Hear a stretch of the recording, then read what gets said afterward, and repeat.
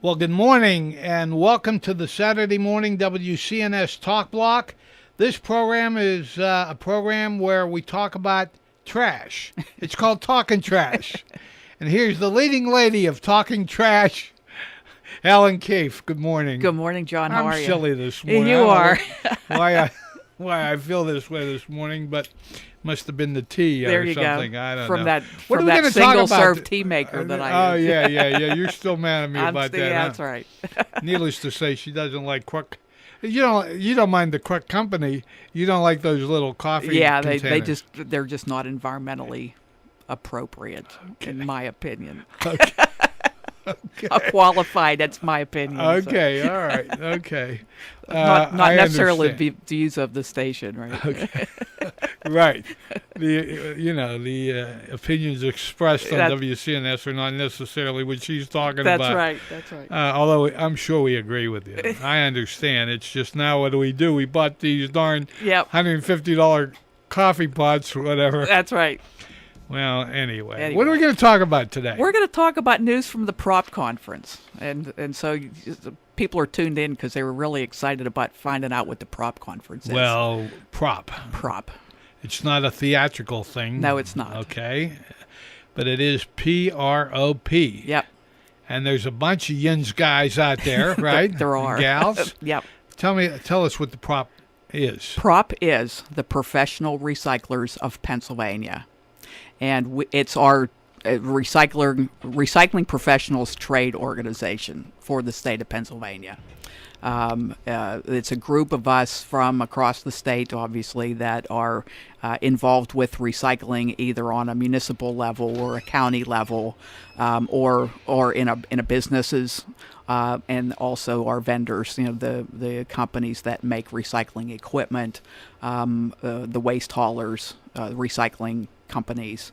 We're all involved in this. Would it be people like our sponsor, Salandro Yes. Refuge? I mean, it'd be people like that would be involved too. Exactly. So anybody that has a stake in recycling, in the recycling community, the DEP, Department of Environmental Protection, everybody on down to the borough or the township or the city person that's responsible for their recycling program. What kind of things would the organization do? I mean, I'm familiar with the Pennsylvania Association of Broadcasters, and it is my contemporaries that are on, not only members, but then I serve on the board there too. Uh-huh.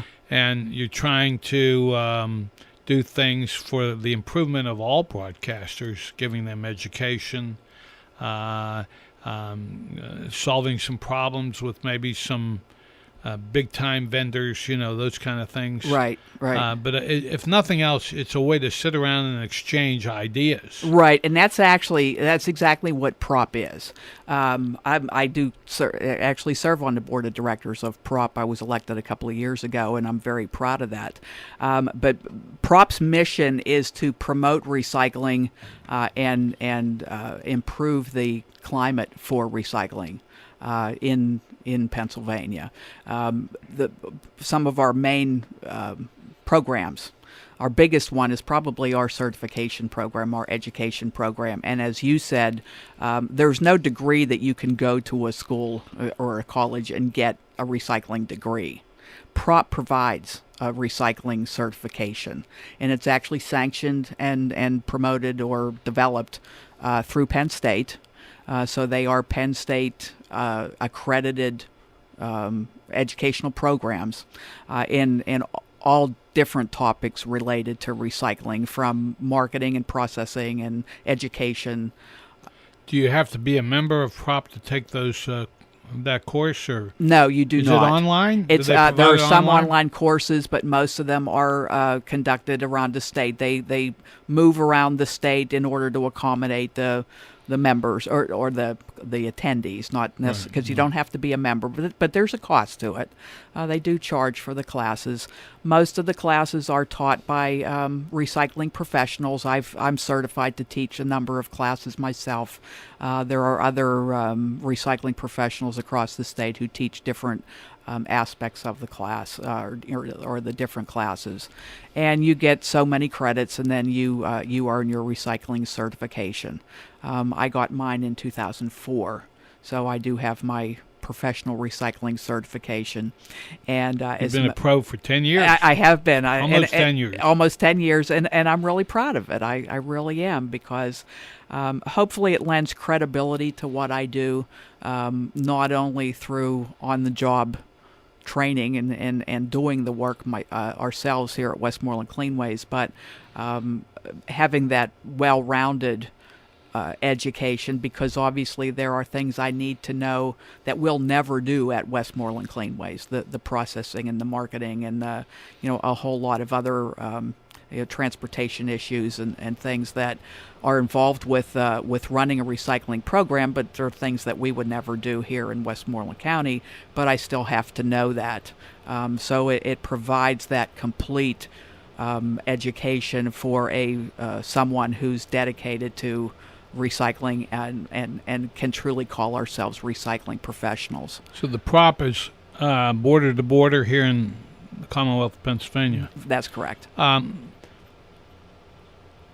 Is it more prevalent in certain parts of the state rather than other parts? The whole movement toward recycling. It is actually. There's, and I learned this when I first came into this job in 1998.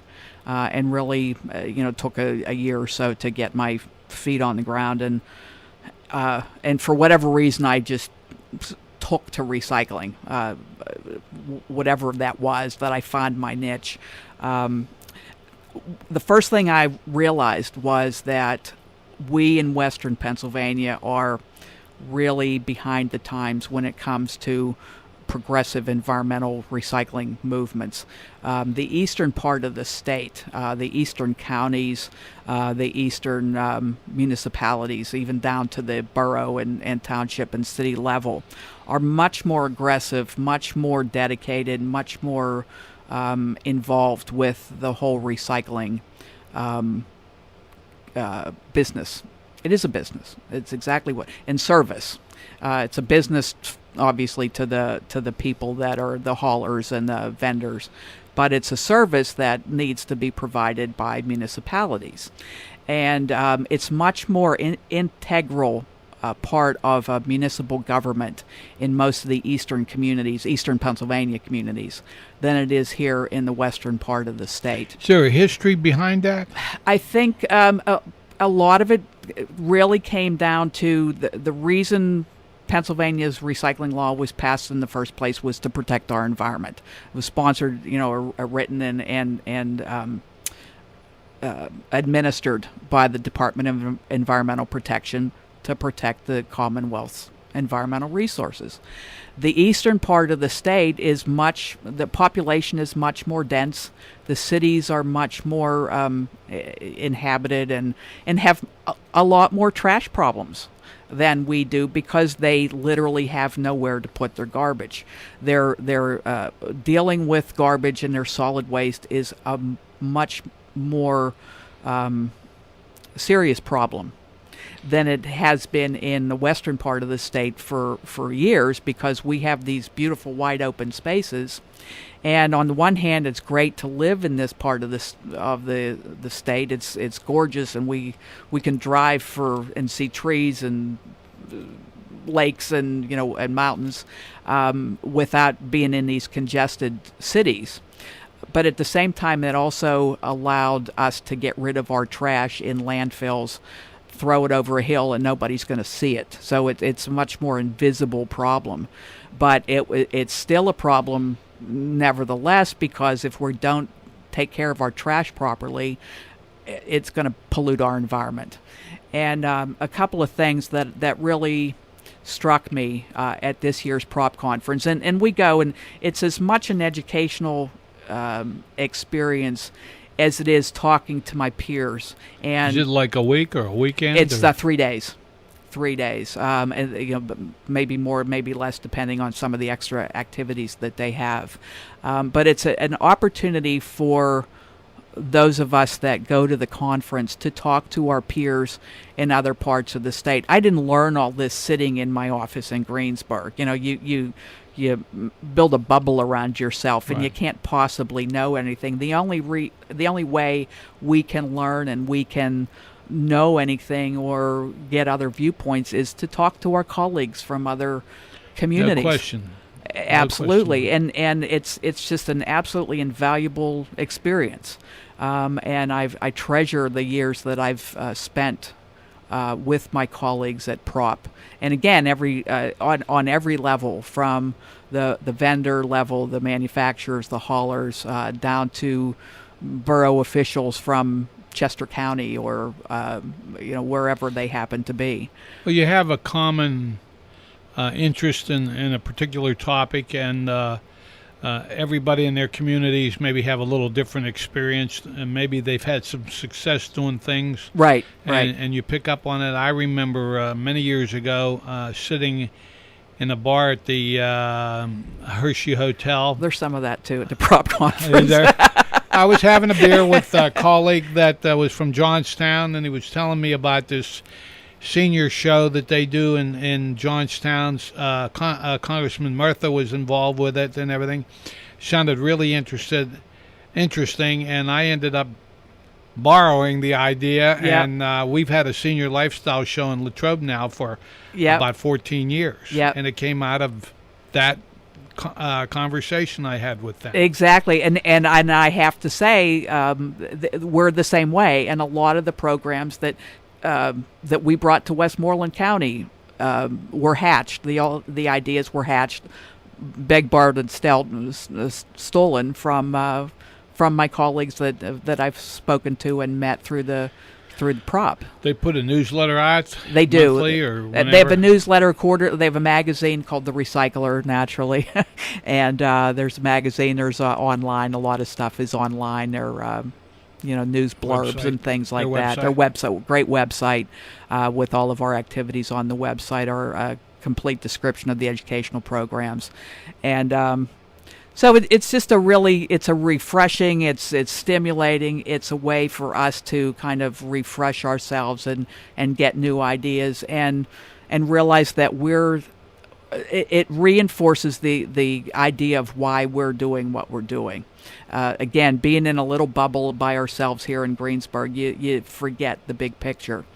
And it would seem to me, too, that you in Greensburg have a different set of challenges than maybe somebody in Allegheny County in the city of Pittsburgh would exactly have. That's true. That's another one of the first mantras that I learned, not only when I started going to the Prop sessions, was that unfortunately how far behind we were in Westmoreland County, but that what people can do in other some of the enforcement activities and some of the recycling programs that are very integral to these communities in other parts of the state that would never work in Westmoreland County. They just wouldn't. The mentality's different here.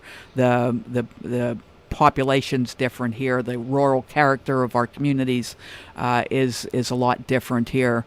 But it doesn't change the fact that people are just really committed to our environmental health, and they're also committed to, there's a big human health factor involved with keeping our environment clean. One of the interesting conversations I had with my colleague in Lawrence County, with very similar up in Newcastle, so they're very similar to Westmoreland, rural character and some areas sparsely populated, some more populated.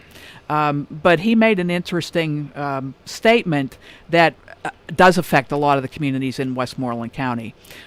Years and years ago, as part of the Recycling Law Act 101, burning was banned.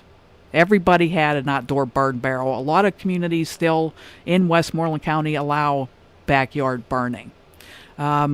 Municipalities that are required to recycle under state law, like the city of Latrobe, Unity Township, Dairy Township, Hempfield, and whatnot, had to ban burning of at least of recyclable material as part of Act 101.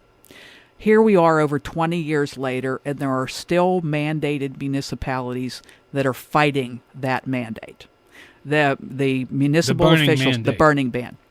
The recycling officials, or not the recycling officials, excuse me, the municipal officials absolutely refuse to pass ordinances to ban burning. There are municipalities that have tried to ban burning in the past, and residents have just, there's just been an uproar. And as a matter of fact, when I go to these prop conferences, the officials in the eastern part of the state just laugh. They just think it's ridiculous that why would you object to banning burning?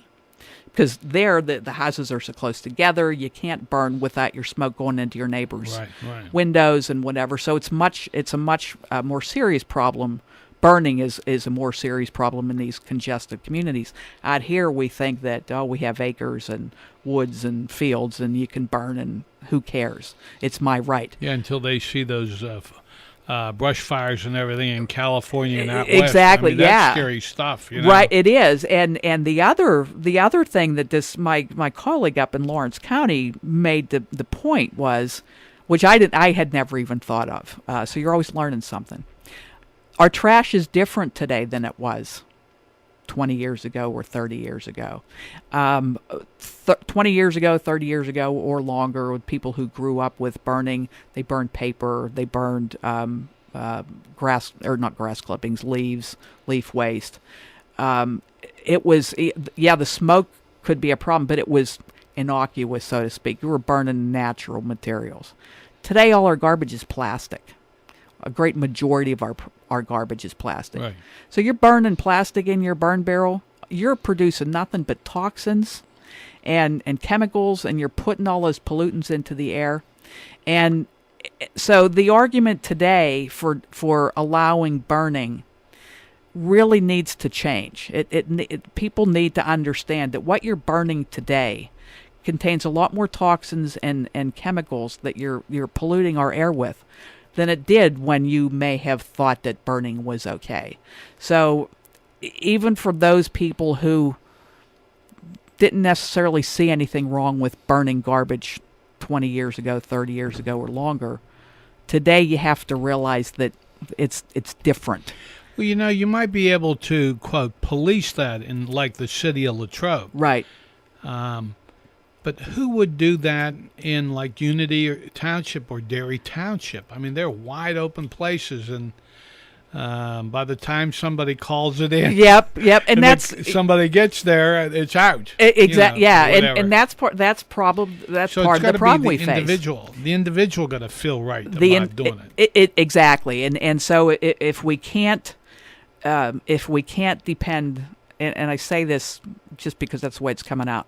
If we can't depend on our municipal officials to protect us, because that's truly what the law is supposed to do, is protect us, then we have to accept it as our personal responsibility and stop burning. And I'll be the first one to admit, before I moved out to the Derry Township and from the city, and of course we burned in the city back when I was growing up too. Okay. That was before the laws changed. Okay. But, I didn't think anything wrong with having my burn barrel in the backyard either, and I'll be the first one to admit it. But, I started working with Westmoreland Cleanways and started understanding a lot of the environmental issues, and all of a sudden that burn barrel doesn't look so attractive in my backyard. And I realized a lot of the stuff that I was burning could be recycled. And there's a better way to handle it. And we're out in the middle of nowhere where we are. Well, I want to let our folks know that you're listening to Talkin' Trash with Ellen Keefe here on the Saturday morning WCNS Talk Block. It's brought to you by Solandro Refuge up in Crabtree. Very nice. They've been around helping us do this show for quite a long time. Yep. They're nice people, They too. are. A little trashy. Trashy. Okay. But they're scrappers. They recycle. Yeah. Oh, pardon me. Sound like Bud Abbott and Lucas. There you go. Or somebody. I don't know. Who are they? Who are they? Only certain people know who they are. Yeah. Anyway, what's an ultimate green job? I think if you were wanted to get in the profession? Well, I think what we do is the ultimate green job. There we are promoting, and we've been doing it for years before there was such a thing as green jobs. But we're promoting recycling. We're promoting environmental stewardship.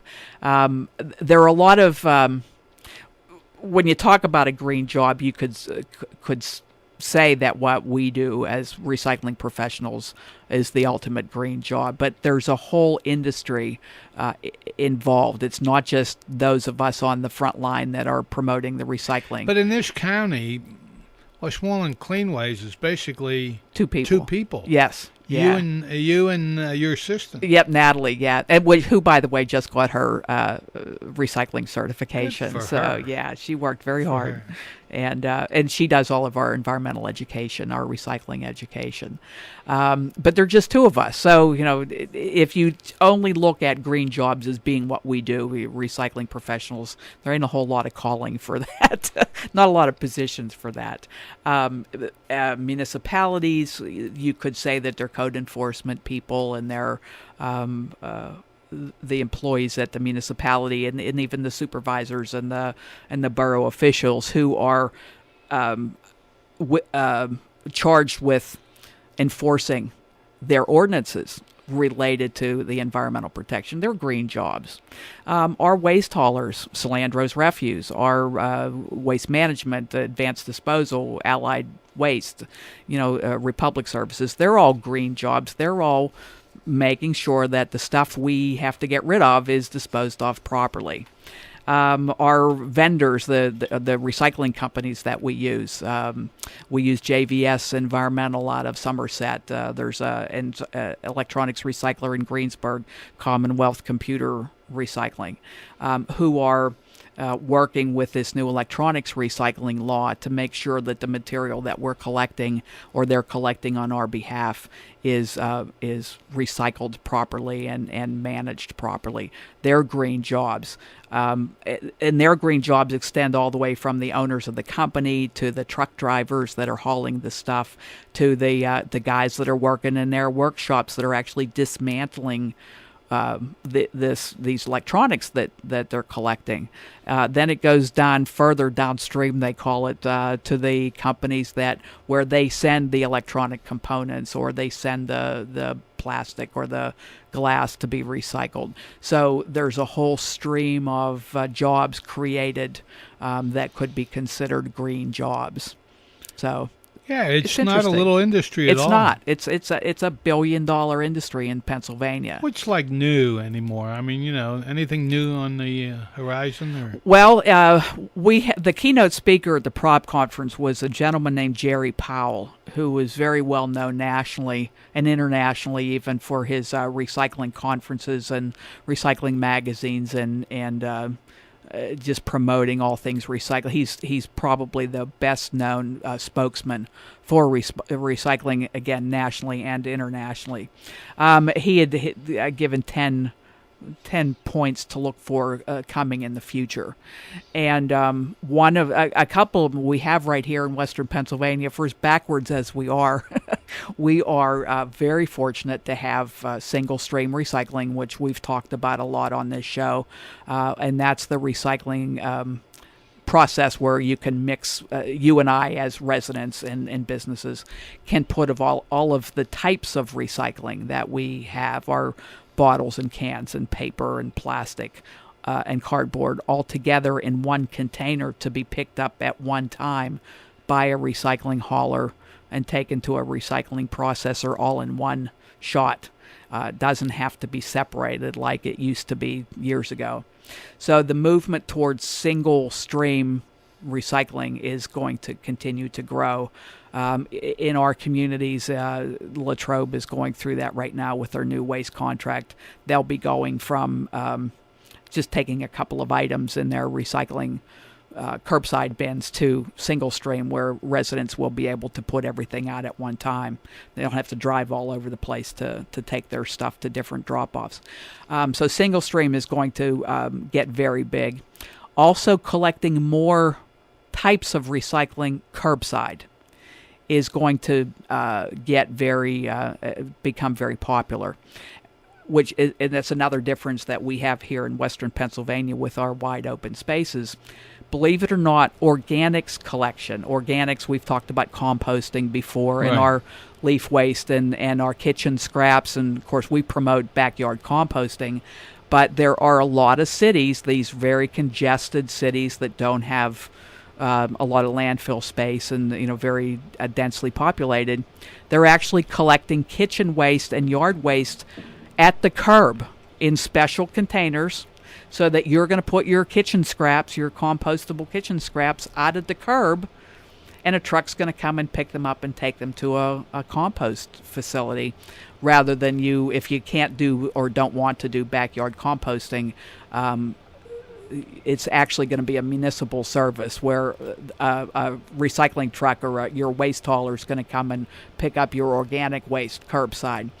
I think it's going to be a long time before we see that here in Western Pennsylvania, but there are a lot of municipalities that are doing it regularly and being very successful at it.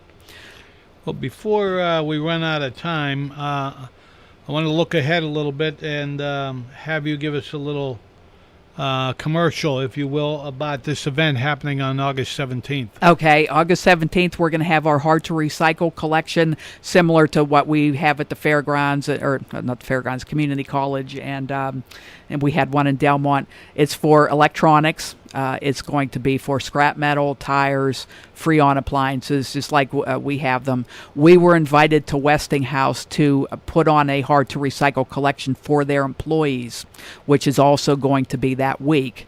Westinghouse Waltz Mill has over 800 employees at that site, so we're going to have a special collection just for the Westinghouse employees earlier in the week, and in exchange they allowed us to use their parking lot down at Waltz Mill to have a public collection. So we're really excited about that. Thank Westinghouse for allowing us to use their facility. We don't get to serve that part of the county very often, so we're really hoping it's going to be successful. And you're going to be at the fair. We're going to be at the Westmoreland Fair. We have a big display every year at the Sportsman's Tent. We'll be setting up for that, so you can come and visit us and find out about all of this information at the Sportsman's Tent. Well, you also, before you know it, people are going to be going back to school. Were you going to do some stuff in the schools this year, too? We do a lot of programs. Natalie, our newly certified recycling professional, will be taking reservations for school programs. So if you want to schedule her to come into your classrooms, give us a call at... I always love talking trash to you. It goes Ellen too fast. Keefe, here on the WCNS Talk Block, another show on the CD, as they say. There you go. Thanks for being with us again. You're welcome, John.